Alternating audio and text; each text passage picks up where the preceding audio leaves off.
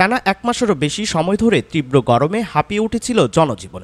এরপর একদিন কিছুটা বৃষ্টির দেখা মিলে তাতেও যেন স্বস্তি ফিরছিল না জনজীবনে। অবশেষে এরই ধারাবাহিকতায় আজ ভোর থেকেই শহরের বিভিন্ন স্থানে বজ্রসহ বৃষ্টির দেখা মিলেছে রাজধানী ঢাকাতে।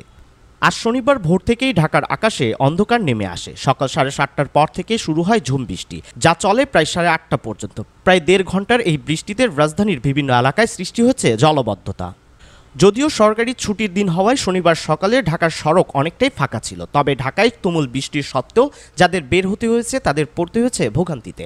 বৃষ্টির তীব্রতায় ছাতা থাকা সত্ত্বেও ভিজতে হয়েছে পথচারীদের।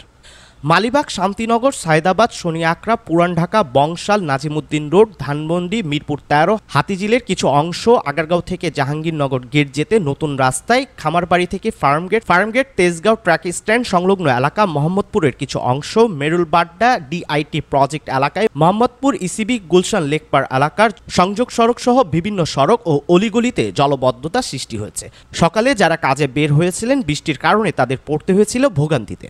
এদিকে সকাল সকাল কাজে বের হওয়া অনেকেই সামাজিক যোগাযোগ মাধ্যমে ছবি, ভিডিও সহ জলবদ্ধতার কারণে নিজেদের ভোগান্তির কথা তুলে ধরে পোস্ট করেছেন। সেই পোস্টগুলোতেও বিভিন্নজন বিভিন্ন এলাকার কথা উল্লেখ করেছেন। মোহাম্মদ শরীফুল ইসলাম রবিন, চ্যানেল মুস্কান, ঢাকা।